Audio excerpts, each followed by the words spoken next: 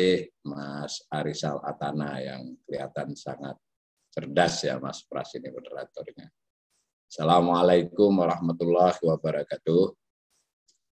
Saudara-saudara yang saya hormati, saya sangat senang ya kalau melihat BEM melakukan acara-acara yang semacam ini yang menunjukkan bahwa kaum muda khususnya mahasiswa itu masih tetap bisa memiliki perhatian terhadap hal-hal yang berkaitan dengan dinamika bangsa dan masa depan. Jadi tidak selalu bersifat penglihatan jangka pendek dan responsif. Jangka pendek dan responsif boleh saja, tetapi bisa dibagi energinya untuk hal-hal yang lebih ke depan.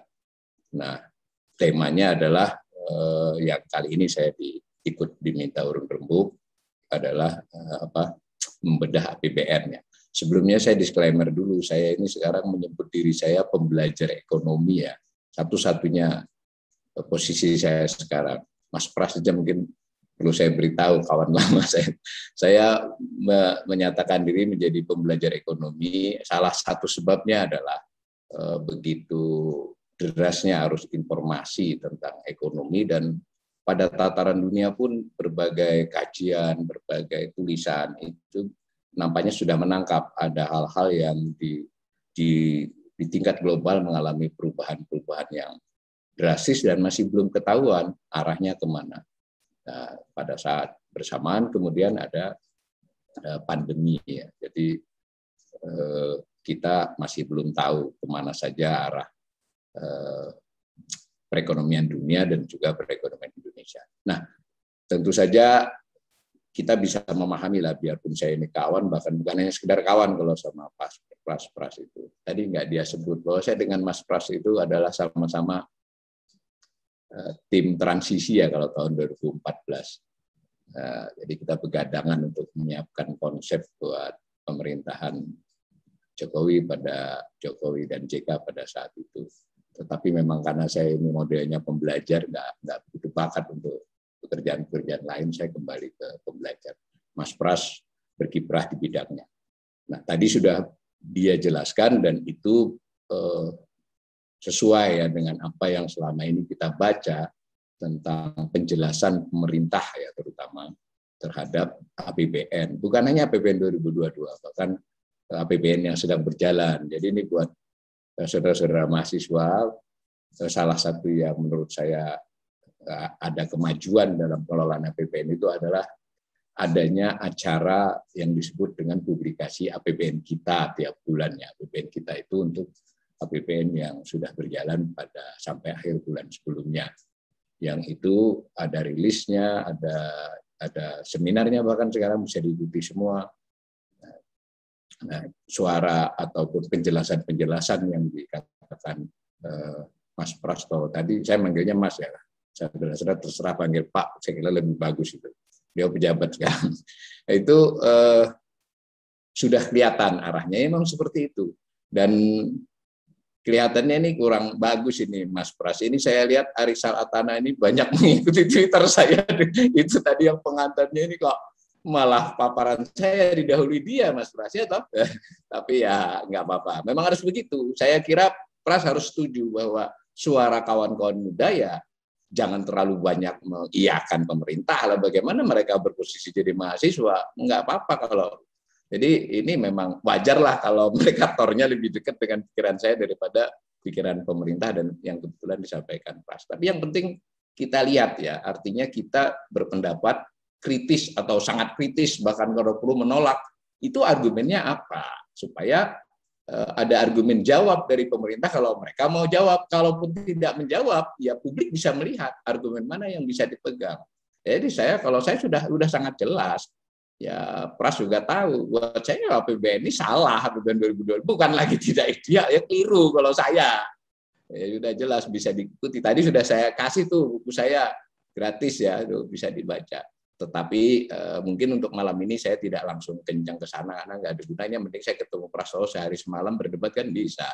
Karena itu saya lebih berarah kepada, karena sudah dimulai dengan bagus oleh Pak Prastowo, saya ngajak metodologi juga berarti. Karena pada dasarnya Mas Pras itu sebetulnya awalnya mengajak saudara-saudara ini bagaimana menilai APBN, kan begitu. Lalu dengan cara yang beliau tawarkan, yang memang itu memang biasa cara pemerintah, yang juru bicara terbaiknya adalah Pras, itu maka APBN ini sekalipun kurang ideal, itulah yang terbaik yang mungkin disusun. Kira-kira kan begitu kesimpulannya. Kalau saya, ya, kalau nanti dilihat paparan saya, ini adalah APBN yang kurang ideal, harusnya bisa buat APBN yang lebih baik. Bukan hanya lebih baik, lebih bagus banget. Tapi itu kan kritik namanya. Itu ya. Nah, karena itu saya mau ngajak juga. Kenapa saya sampai pada kesimpulan itu? Kesimpulannya nggak penting, kesimpulannya terserah saudara-saudara. Tapi caranya. Nah, izinkan saya nge-share ya. Biar rame nih Pras, kalau enggak nanti diskusinya nggak rame kalau kita saling puji. Nah, gini ya. Kelihatan ya, Mas? Sabarlah, terlihat. Nah, baik, saya tadi Mas Pras mulainya dari soal bagaimana menempatkan swasta, kemudian menempatkan pemerintah dan juga rakyat. Boleh digampangkan begitulah ya. Memang itu adalah pelaku ekonomi dan pemerintah APBN terutama di saat-saat sulit itu di semua negara, nggak hanya di Indonesia, lalu menjadi ibaratnya itu kalau sepak bola itu ya gelandang tengah yang penting lah, yang ngoper bola ke belakang, ke samping, ke depan biar ada gol, pertahanan tidak jebol, itu jelas. Saya coba lihat sisi lain. Sebenarnya kawan-kawan ini jangan hanya lihat angka, tetapi harus tahu siklus penyusunan APBN. Ini saya baru taruh siklusnya, penyusunannya. Sebenarnya kan ada penyusunan, lalu ada realisasi, lalu ada pelaporan, lalu kemudian pemeriksaan, kurang lebih begitu. Tapi baik, karena yang ditanyakan adalah APBN 2022, maka kita masih berurusan dengan siklus penyusunan. Dari 10 siklus itu, yang ini ya, ini kan mulai Januari sudah, jadi mulai, bahkan sebetulnya di tingkat internal pemerintah November Desember mereka sudah siapkan beberapa dokumen, tapi anggap saja mulai awal Januari lah penyusunan APBN 2022 yang saat ini masih tinggal diundangkan itu dibicarakan, di arah kebijakan diberikan oleh Presiden, lalu ada proses di tingkat internal dipimpin oleh Kementerian Keuangan dan Bappenas, tapi kementerian lain juga melakukan masukan kepada. Jadi intinya begitulah, dibuatlah sederhananya apa yang disebut dengan nanti ujungnya adalah pagu indikatif. Tentu ada cara-caranya ya, ada yang namanya nanti kira-kira pendapatan berapa, belanja yang tidak bisa dihindari berapa, nanti keluar namanya.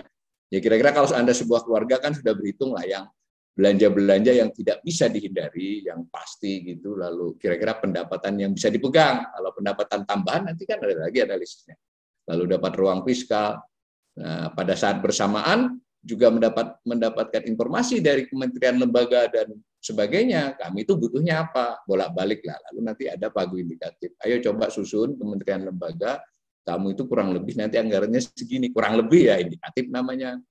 Disusun-susun oleh Kementerian Keuangan. Nah, jadilah namanya dokumen KEM ya. KEM itu kebijakan ekonomi makro dan pokok-pokok kebijakan fiskal. Jadi kalau mau ngeritik APBN, sebaiknya baca juga KEM PKF-nya.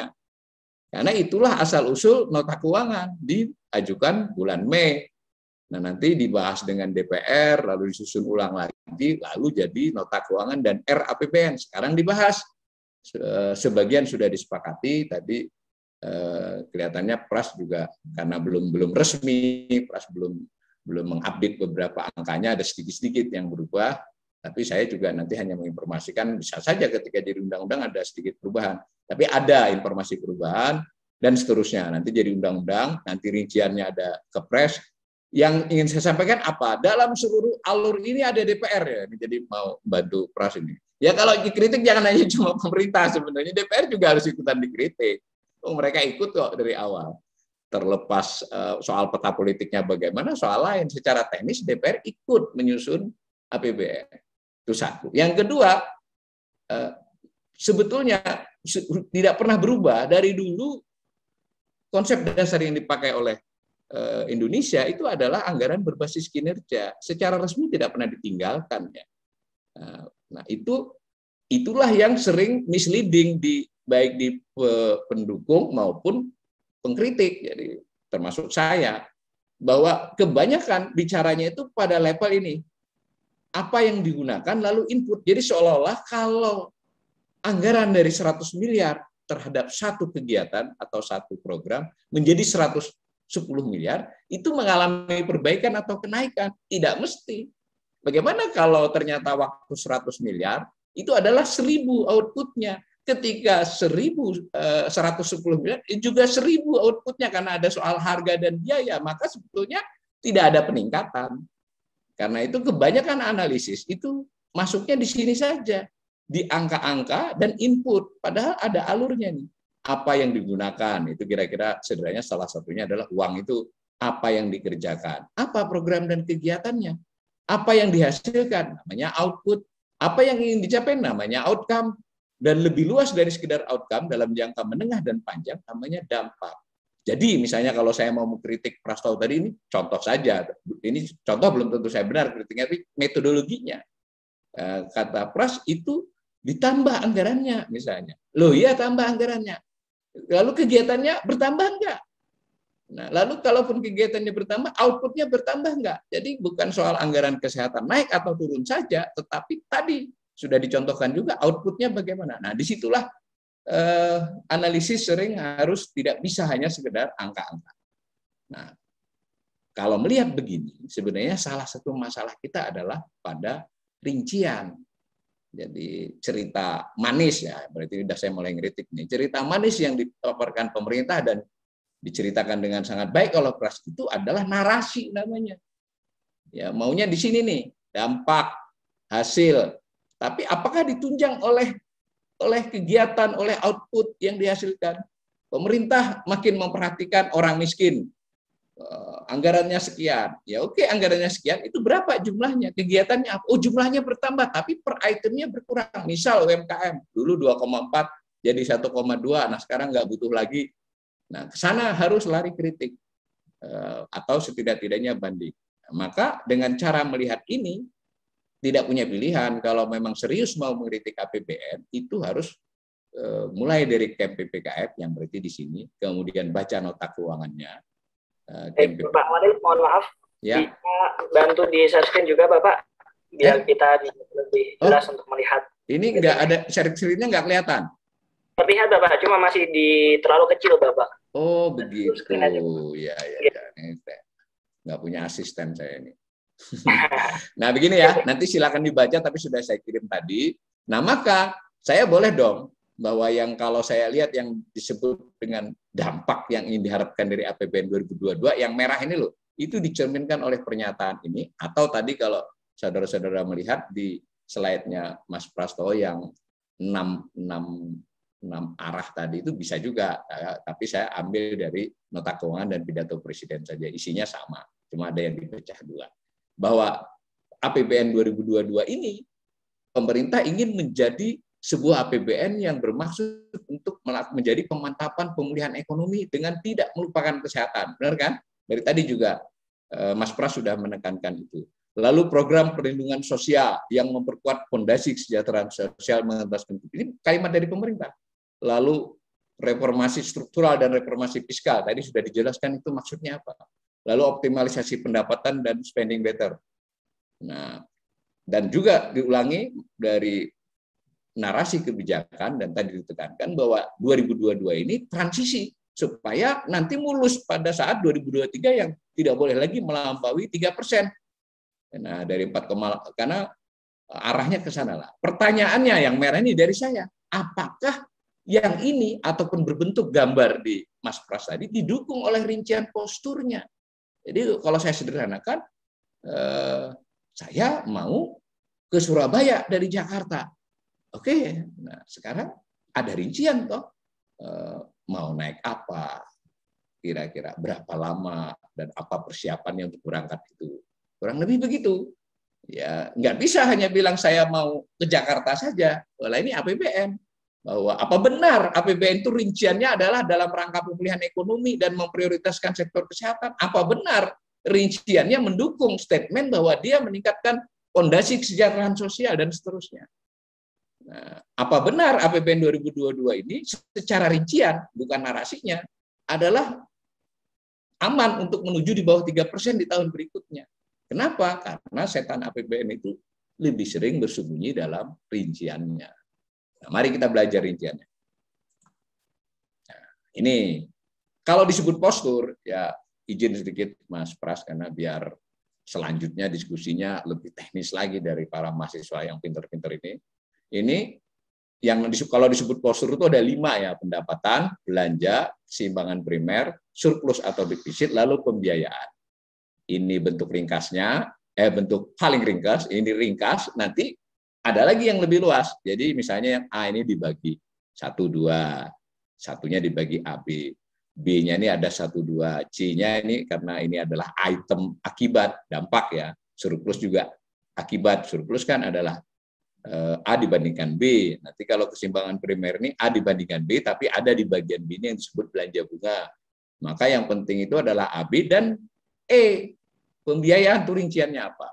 Itu yang saya maksud, setannya bisa bersembunyi di situ nanti. Nah ini sebetulnya ini kesepakatan panja ya, tapi saya sudah lihat tadi di rilisnya Kementerian Keuangan beberapa hari yang lalu, ini sama rincian dari kesepakatan panja ini. Nah, mari kita lihat, ini kan pendapatan toh salah satunya. Bagaimana pendapatan sejak tahun 2000? Ya tinggal dilihat. Ini yang biru ini menunjukkan pendapatannya, ini nilainya triliun. Kemudian kalau kita bandingkan dengan tahun sebelumnya itu adalah kenaikan, ya. Tapi nggak usah dilihat ya 2001 ke 2000 ini, karena tahun 2000 ini cuma 9 bulan karena ada transisi. Bolehlah lihatnya dari 2022. Nah, kita bisa lalu membuat rata-rata pada periode. Bukan dengan maksud, saya setuju dengan Pras bahwa APBN, utang apapun itu kesinambungan. Jadi kita harus fair membandingkannya. Tidak ada yang betul-betul betul sepenuhnya dan juga tidak ada yang salah sepenuhnya.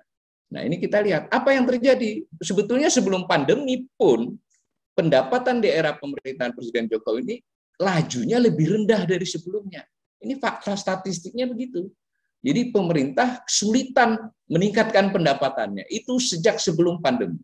Nah, ketika pandemi anjlok, dicoba diangkat. Yang kuning ini outlook ya, outlook berarti perakiraan pemerintah tahun ini. Yang 2022 ini APBN ini sudah A, kalau yang R-nya 1841 yang sudah saya sesuaikan.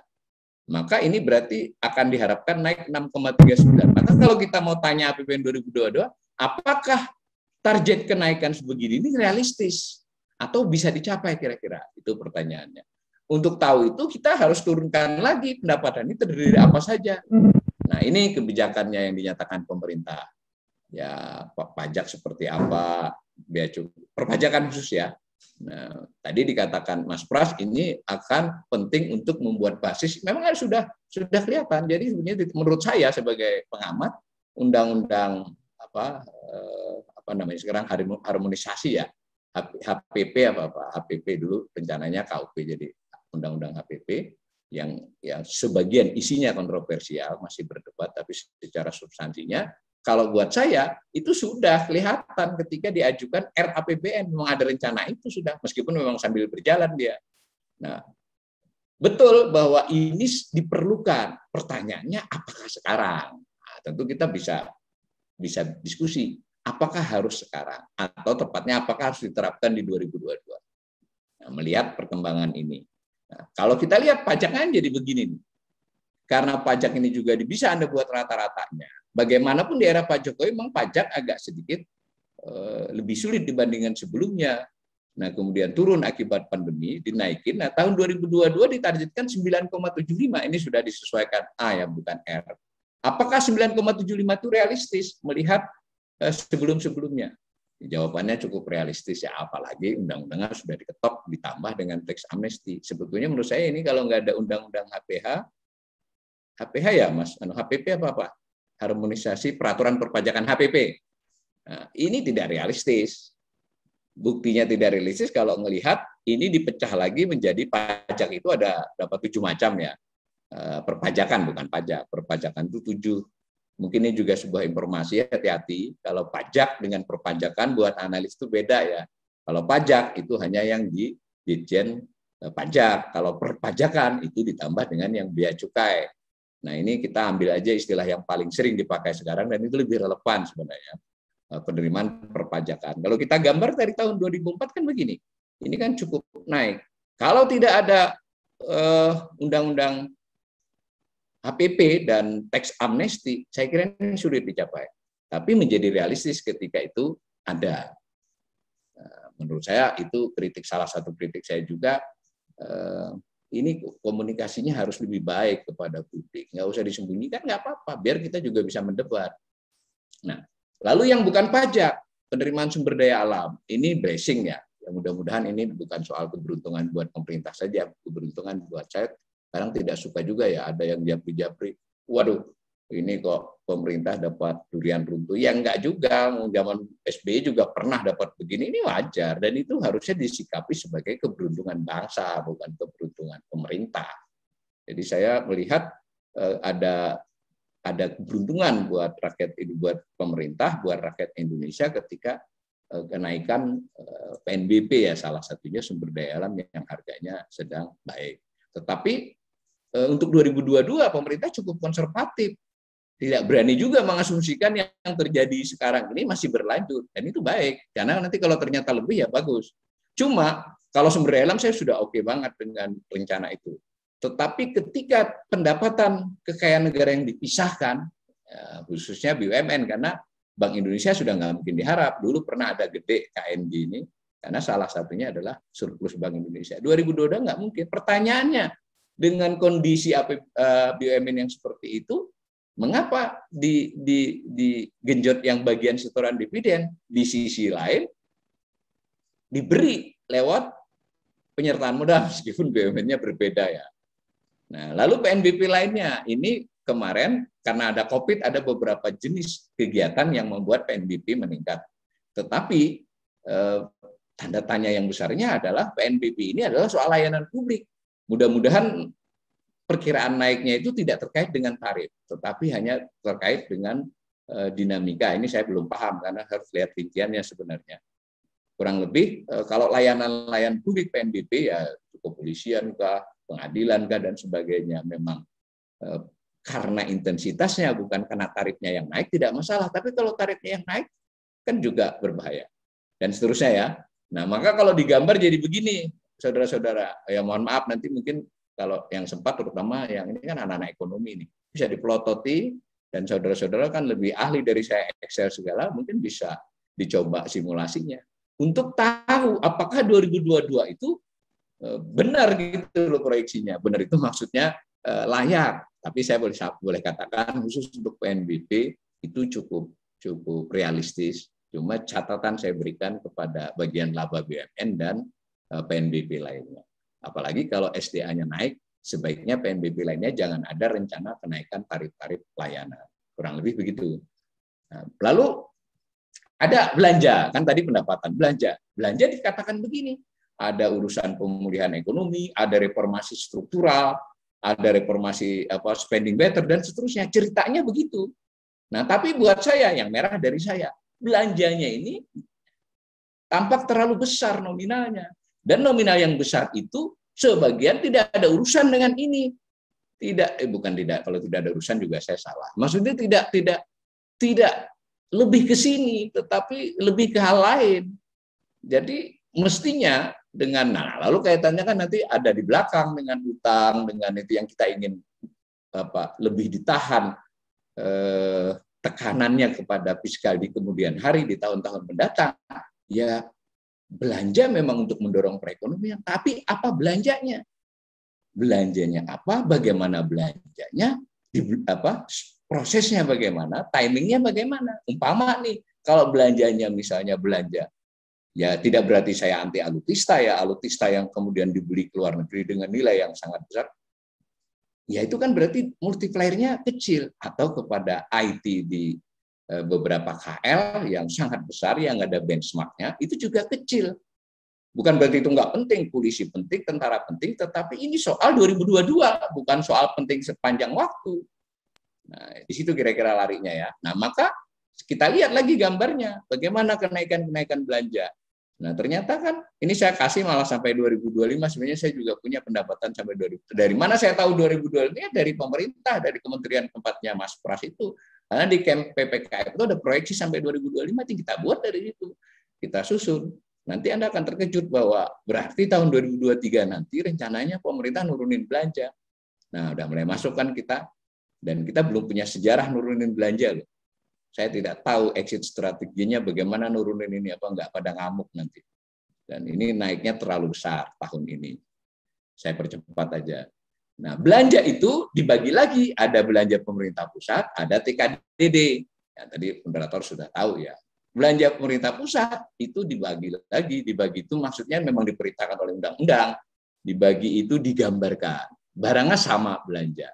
Tapi belanja itu digambarkan menjadi belanja pemerintah pusat dan belanja ke daerah, transfer ke daerah dan dana desa. Nah, di belanja pemerintah pusat itu diperintahkan oleh undang-undang untuk digambarkan di nota keuangan, dibicarakan kepada DPR, dirinci. Jadi menurut 3 sudut pandang. Sudut pandang fungsi, 11 fungsi. Sudut pandang jenis, 8 jenis. Jenis itu belanja pegawai, belanja barang, belanja modal.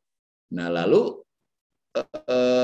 organisasi itu kementerian lembaga yang membelanjakannya ada 89 saat ini untuk belanja pemerintah pusat. Maka saya kasih tanda merah. Lu tadi ceritanya kesehatan, tadi ceritanya pemulihan ekonomi. Loh, kok yang meningkat adalah fungsi pertahanan dan fungsi ketertiban dan keamanan. Misal, bukan fungsi ekonomi. Memang naik fungsi pelayanan umum, tapi fungsi pelayanan umum itu di dalamnya yang terbesar adalah bayar bunga utang. Jadi menurut saya belanja dirinci menjadi fungsi, tidak mendukung arah belanja dan tidak mendukung arah fiskal yang dinarasikan. Nah, ini lagi contoh, ini belanja pegawai, belanja barang. Ini saya buat angkanya sampai, ini kebetulan masih R ya ini, belum A yang 2022, karena yang rinciannya belum keluar. Tapi nggak banyak berubah.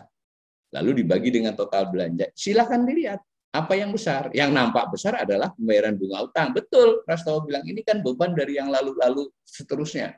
Disinilah setan harus kita bicarakan. Saya setuju saja bahwa ini memang adalah beban dari sepanjang waktu, baik pemerintahan sebelumnya, tetapi apakah angka-angka sebelum pandemi pun itu adalah angka yang efisien, yang sudah optimal? Diskusi panjang. Tentu ya untuk sementara mungkin belum jatahnya adik-adik ya, meskipun mungkin ada beberapa yang sudah pinter ya tentang hal ini. Ini ada soal kenapa kita begitu, bagaimana struktur pasar SBN kita, bagaimana ya seterusnya. Tetapi ini menarik ya bahwa belanja pegawai, belanja barang, belanja modal itu tidak sama, juga kurang mendukung narasi di atas. Tentu belanja pegawai ini juga sesuatu yang debatnya bisa panjang karena sebagian urusan pensiun ada di sini. Ini juga kurang penjelasan dari pemerintah. Tidak seluruh urusan pensiun di sini ya, tapi ada bagiannya.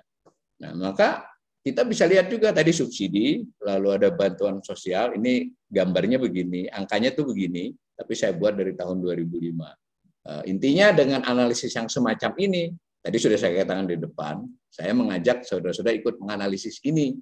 Saya menyimpulkan pendapat saya, tapi tentu Pras beda dan mungkin saudara-saudara berbeda.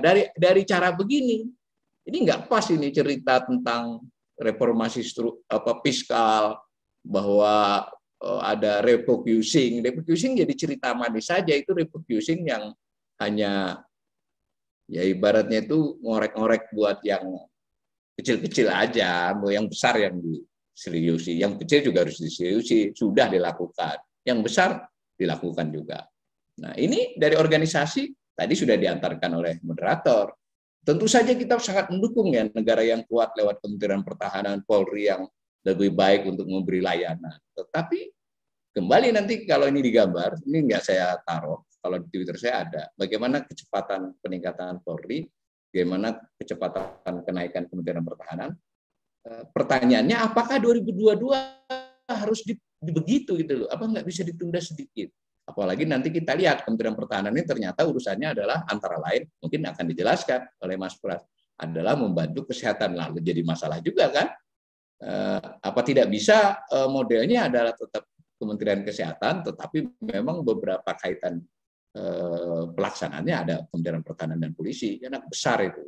Nah, yang penting yang mengalami peningkatan itu Polri, BIN, Kemenkumham, Mahkamah Agung, Kejaksaan, Kementerian Dalam Negeri, DPR, dan seterusnya. Yang turun ya Kemendikbud, Kementerian Kesehatan, Kementerian Sosial, Kementerian Pertanian, Kementerian Keuangan.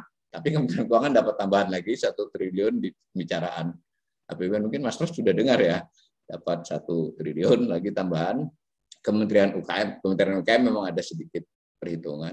Cuma common sense saja dengan saya sebut beberapa judul itu kan kurang pas dengan yang narasi belanja tadi. Nah, ada beberapa kali yang tidak termasuk besar, jadi tidak masuk 10 besar, tapi naiknya signifikan Kejaksaan, BIN, nah seterusnya. Nah, ini yang terakhir dapat tambahan. Jadi R sedang dibahas, kemudian jadi A itu ESDM bertambah, perindustrian bertambah, Kemenhan bertambah lagi, BPIP bertambah, BPS, tapi BPS ini kasus khusus ya karena soal survei, DPR bertambah, Kementerian Keuangan bertambah. Nah, lalu yang transfer ke daerah, tadi Mas Pras masih mengutip angka RAPBN sudah disetujui di DPR, turun lagi dari itu, dari 700, meskipun turunnya cuma 1 triliun ya, tapi secara psikologis kan ngeri juga kalau menurut saya. Itu sudah stuck, diturunin dikit nih, jadi 769, jadi nggak jadi naik itu Mas Pras, dibandingkan yang outlook, jadi turun sedikit. Nah, sementara belanja pemerintah pusat naik meskipun hanya 0,87. Nah, alokasi TKDD tidak mendukung penyebutannya. Padahal kalau kita baca nota keuangannya, pujian ke daerah, pujian ke dana desa yang ikut menanggung bersama-sama COVID, PCPEN, dan seterusnya di tahun 2020 dan 2021 yang berjalan, kan memang ada sebagian yang di-tagging ke belanja daerah. Loh ini gimana? Desa juga dipuji bahwa dana desa itu ternyata cukup mampu berperan melalui bantuan sosial BLT desa. Loh, sudah begitu kenapa diturunin? Nah, dituruninnya begini. Mungkin Pras tadi mencoba membela bahwa ini kan adalah soal refocusing dan sebagainya, tapi grafiknya ini agak ngeri ya. Ini TKDD yang biru, yang orange ini adalah yang pusat. Jadi hanya 2 macam ya, belanja pemerintah itu hanya belanja pemerintah pusat dan TKDD. Nah, lalu kalau ini digambar, yang biru ini saya pindah jadi batang ke sini, lalu saya bandingkan dengan 100% penjumlahannya, ini lihat. Porsi yang akan diusulkan, yang dijalankan di tahun 2020 adalah porsi TKDD terendah sejak 2002. Terendah ya, saya ingin mengatakan. Jadi, ya bagaimana Pras mau menjelaskan bahwa ini tidak ada reorientasi sentralisasi? Ini fakta. Ah, ini kan karena yang daerah sudah lebih refocusing kerjaannya. Loh, kalau begitu pusatnya refocusing juga dong. Kalau alasannya sudah mulai efisiensi dan sebagainya daerah, kenapa enggak pusatnya yang juga begitu supaya porsinya tetap? Sebutlah di angka yang bagus di awal-awal Pak Jokowi 36-37. Apalagi dia diminta juga ikut menanggung nakes melewati TKDD, lalu di tagging itu penandaannya. Duit dikasih ke daerah, tapi sebagiannya diingatkan yang ini buat ini loh. Ya boleh saja karena ada peraturannya. Tapi dengan begitu sebetulnya daerah juga tidak terlalu leluasa. Kalau alasannya ada dana-dana yang idle di daerah, tidak terrealisasi, kenapa tidak diumumkan ke publik? Provinsi mana, kabupaten mana yang lebih, biar kita tahu. Jangan dihukum semua, itu sama dengan kalau acara Zoom. Gitu. Kita tunggu yang lain belum datang, yang dihukum kan yang datang duluan. Bagaimana kalau daerah-daerah yang dengan bagus, dengan tertib menyalurkan dan sesuai, malah ikut kena hukum dengan dikurangi umpama. Tapi saya tidak tahu karena rinciannya tidak dibeberkan. Jangan-jangan hanya di beberapa provinsi dan kabupaten kota yang idle hingga sampai 200 triliun ya akumulasi. Tapi intinya daerah jelas dapat lebih sedikit. Nah, dari kita sudah lihat nih pendapatan, belanjanya sudah kita lihat, lalu menimbulkan defisit atau surplus. Betul bahwa defisit 2020 ini memang karena pandemi itu enggak seluruh dunia ya. Jadi ini harus diakui, jangan juga kemudian berlebih-lebihan nyala-nyalakan pemerintah. Saya ngeritik tapi bahwa ini memang naik wajar. Nah, pertanyaannya perlu nggak naiknya sebanyak ini? Kenapa nggak 700 misalnya? Tentu diskusinya di bagian rinci ya.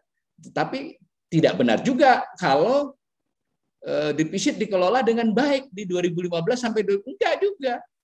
Defisitnya kelihatan nonjol, meskipun secara presentasi ya di sini, tapi kan tidak mengarah ke angka-angka lama. Digenjotnya terlalu gitu loh sudah. Jadi ibarat orang ketika dia digenjot sebelum ada musibah, pas ada musibah, ya gimana, udah terlanjur kencang ini. Ya, jadilah begini. Dan kesananya ini ragu-ragu nuruninnya. Coba Anda bayangkan. Ini turunnya, kalau ini presentasinya ya, apa dari PDB, 6,4, 5,82, 4,85. Di 2000, ini salah tahun ya, ini 2023 bukan 2020. Di bawah 3. Logikanya gimana? Dari 6, lalu 6 lebih sedikit, lalu tahun ini akan 6 kurang sedikit, dan saya duga tetap 6, atau ya sebutlah tepat ini 5, tahun depan mau 4,85, bisa melebar ke 5, lalu mau lompat ke 3, di bawah 3. Ini namanya nggak ada rencana ngerem, mestinya di sini 6, ini 5, ini 4, besok 3. Jadi tidak ada rencana exit strategi. Kurang baik exit strateginya. Narasinya mau smooth, mulus, tapi angkanya tidak menunjukkan ada upaya persiapan untuk mulus. Nah, ini keseimbangan primer. Udahlah, ini berarti kalau merah ini tidak hanya cicilan, tapi bunganya. Betul, memang pandemi inilah yang memukul. Tapi sama lagi pertanyaan saya, kenapa ini nggak turun? Ya tadi karena belanjanya kegedean, defisitnya kebesaran. Maka ininya nggak bisa diturunin. Dan kejadian merah ini sudah lama, meskipun di tahun 2018 itu bisa ditekan, 2019 naik lagi merahnya. Ini adalah merah ini menunjukkan tidak hanya utang yang dibayar dengan utang baru, tetapi adalah bunga. Tidak bisa dihindari memang, tapi saya sudah lihat sampai 2025 rencananya tetap merah. Loh, ini bagaimana kalau sampai 2025 kita plannya begitu? Tapi benar kata Prastowo, kalau nggak mau ngutang, ya pajak. Nah, tapi saya punya solusi lain. Lo nggak begitu juga. Belanjanya dong juga dibenerin. Pajak dibenerin, belanja dibenerin, utangnya bisa direm. Direm itu bukan berarti nggak berutang. Nah, maka kita jadi lihat akhirnya pembiayaan dari angka-angka itu. Nah, ini yang juga menurut saya perlu komunikasi publik yang lebih user friendly lah ya. Orang bingung itu pembiayaan. Bahkan saya pernah dibantah dengan tweetnya Mas Prastowo, saya mau membalas, dia menyamakan pembiayaan anggaran dengan pembiayaan utang. Nah, itu masalah kan. Jadi beda ya. Jadi ketika defisit 868 triliun, ya maka dibiayai dengan 868 triliun. Jadi belanja yang melebihi pendapatan menimbulkan defisit, dilakukan pembiayaan, namanya pembiayaan anggaran. Maksudnya gimana cara nutupinya? Tetapi ternyata selain itu pemerintah punya pengeluaran. Nah, ada kata kuncinya. Di APBN itu tidak sama pengeluaran dengan belanja. Penerimaan tidak sama dengan pendapatan. Istilah penerimaan dan pengeluaran lebih luas. Jadi selain belanja, ada pengeluaran lain yang disebut dengan pengeluaran pembiayaan. Ya, contohnya investasi. Investasi itu bisa kepada BUMN, kepada, nanti kita lihat slide dulu, bisa memberi pinjaman. Maka kebutuhan berutangnya lebih daripada defisit, tapi 973. Yang sudah berjalan ini juga 1027. Di sini juga ada istilah pembiayaan lainnya, yang itu adalah pakai sal. Ini juga komunikasi publik harus lebih fair, bahwa seolah-olah kebutuhan berutangnya berkurang. Ya berkurang, mau berangkas diambil. Nah, ini nggak salah sesuai hukum, karena memang disetujui DPR. Yang saya harapkan adalah agar kawan-kawan mahasiswa atau siapapun pembelajar ekonomi di Indonesia ini lebih ikutan gitu loh mikir. Nah, benar nggak pemakaian SAL ini dipakai untuk menopang tadi cerita-cerita tadi? Gimana kalau pakaian SAL ini lebih menopang adalah PMN kepada BUMN? Meskipun betul, Prastowo betul bahwa sebuah kantong dimasukin, dikeluarin, tetapi secara psikologis kan bisa kelihatan. Kalau nggak ada PNN yang tiba-tiba ditambahkan, maka biaya utangnya nggak segitu. Nah, ini contohnya dengan angka. Ada yang disebut dengan pembiayaan anggaran, defisit ya. Defisit itu dibiayai dengan pembiayaan anggaran. Jadi kalau pada tahun belum dilaksanakan, pasti sama. Kan defisitnya rencananya 868, maka pembiayaan anggarannya 868. Tetapi berutangnya 973. Nah, karena belum dilaksanakan. Kalau sudah dilaksanakan, nggak sama. Karena berutangnya dilakukan duluan, sering kelebihan. Hanya nanti menimbulkan silva. Kita lihat lagi. Nah, yang penting juga angka di situ di APBN itu adalah yang disebut SBN neto. SBN neto itu artinya sudah memperhitungkan SBN baru, surat utang baru yang didapat dengan yang dilunasi. Publik menurut saya juga perlu mendapatkan pencerahan, informasi yang terus-menerus, yang di brutonya berapa, utang barunya berapa. Nah, ini angkanya. Sampai 2020 ya, 2021, 2022 ini masih berjalan, dan ini angka dari saya yang biru ini. Orange ini juga dari saya. Dari saya maksudnya saya memproyeksi dari angkanya pemerintah belum tentu benar. Tapi kita lihat, berarti sebetulnya kebutuhan berutang di 2022 itu bukanlah 991 surat utangnya, tetapi 1.500 sebenarnya. Kenapa? Karena ada utang yang harus dibayari. Kalau pemerintah tidak berhasil mendapatkan utang SBN 1.500, akan sedikit masalah. Ya mudah-mudahan bisa ya. Tapi kalau terus-menerus manajemennya begini kan kita lari-lari ngos-ngosan nanti. Itu yang saya maksud, kenapa ini harusnya direm. Ini contoh lagi, tiap bulan begini. Kenapa saya meramal tadi 2021 ini ya sedikitlah di bawah tahun kemarin, karena sampai September ini hampir sama. Ini bulanan ya, bulanan akumulasi.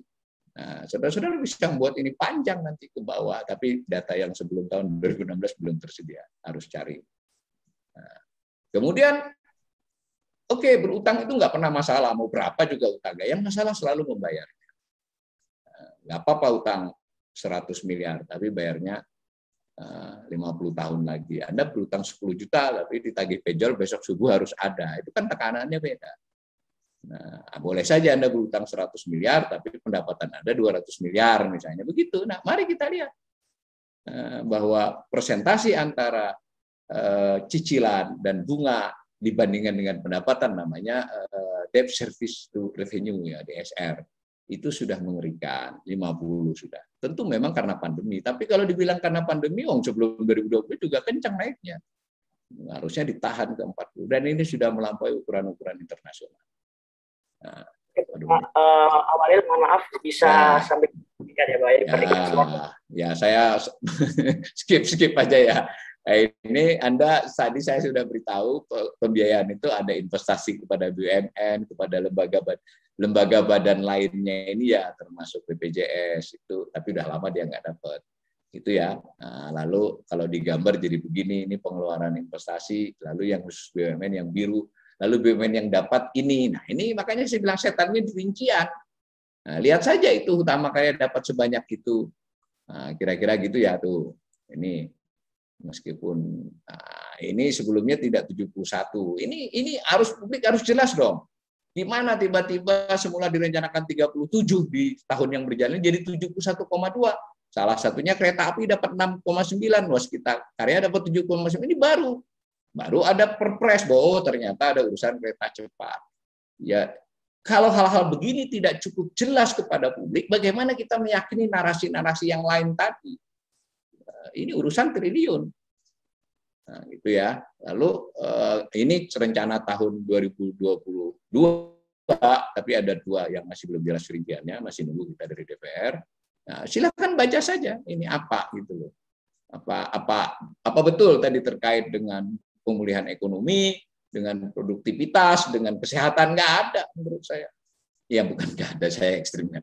Ya lama lah, ruas tol jalan Trans Sumatera itu tidaklah akan menimbulkan, bukan itu nggak penting, harus diselesaikan, tapi harus sekarang Pak. Kereta api cepat apa harus sekarang? Itu ya. Nah, ini yang contoh BLU, ya jangan diperiksa.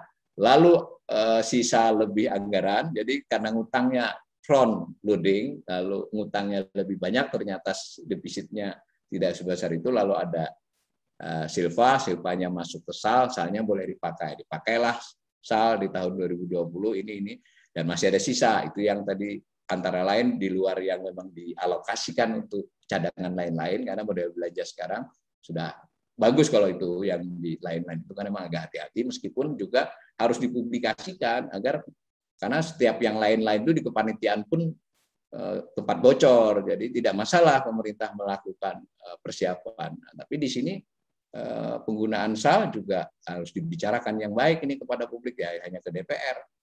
Nah, ada lagi nggak? Nah, ini contoh yang PEN ini bukan hanya duit, realisasinya juga masalah. Di tahun 2020 di tahun 2021 juga belum optimal, dan seterusnya. Nah, 2022 belum ditentukan, baru diberi gambaran melewati ini tadi kan sama dengan punya Mas Pras tadi.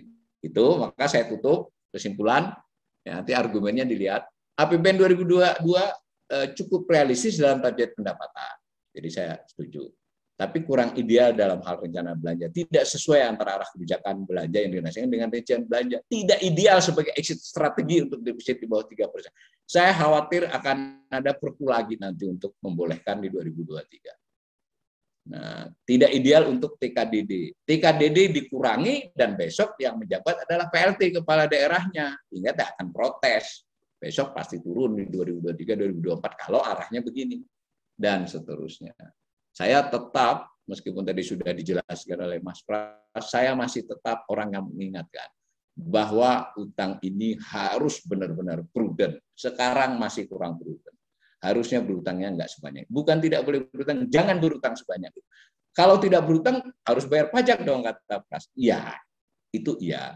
Tapi juga belanjanya jangan ugal-ugalan. Itu ya, dari pendapat saya. Terima kasih.